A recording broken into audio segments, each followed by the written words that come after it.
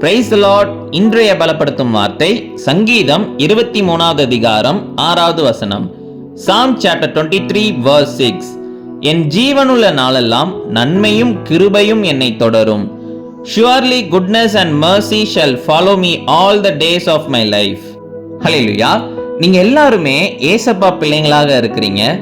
அவர் தன்னுடைய பிள்ளைங்களுக்கு நன்மையை செய்கிற தேவன், கிருபையை கொடுக்கிறார், ஒவ்வொரு காரியங்களையும் செய்கிறதற்கு உதவி செய்கிறார்.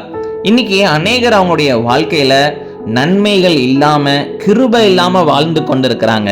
காரணம், ஏசப்பாவை உண்மையா தேடுறது இல்ல, ஏசப்பாவுக்காக வாழ்கிறது இல்ல, வேத வசனத்தின்படி வாழ்கிறது இல்ல.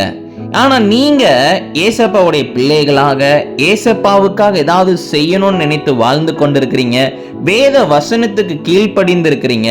இயேசு உங்களுக்கு ஒரு வாக்குத்தத்தம் கொடுக்கிறார். நீங்க உயிரோடு இருக்கிற நாளெல்லாம் நன்மையும் கிருபையும் உங்களை தொடரும் என்று வாக்கு பண்ணுகிறார். அதனால தொடர்ந்து ஏசப்பாவுக்காக எழும்பி பிரகாசிங்க. ஏசப்பா கொடுக்கிற நன்மையை பெற்றுக்கொள்வீங்க, அவர் கொடுக்கிற கிருபையை பெற்றுக்கொள்வீங்க. உங்க வாழ்க்கைக்கு மிகவும் ஆசீர்வாதமாக இருக்கும். ஏசப்பா உங்களை உயர்த்தி வைப்பார். நம்ம எல்லாரும் கண்களை மூடி ஜெபிக்கலாம். எங்களை நேசிக்கிற நல்ல தகப்பனே, ஏசப்பா நன்மையினால பிள்ளைங்களை திருப்தியாக்குகிற தேவன் நீங்க. ஆண்டவரே, பிள்ளைங்க வாழ்க்கையில ஆண்டவரே ஏசப்பா நன்மைகளை செய்யுங்க.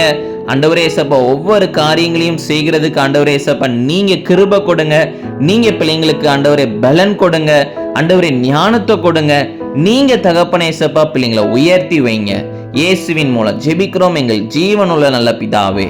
ஆமேன், ஆமேன், ஆமேன். ஏசப்பா உங்க வாழ்க்கையில நன்மையினால் உங்களை திருப்தி செய்வார். அவருடைய கிருபையை உங்களுக்கு கொடுப்பார், பலனை தருவார், உங்களை சந்தோஷமாக வாழ வைப்பார், உயர்த்தி வைப்பார். God bless you. Have a blessed day.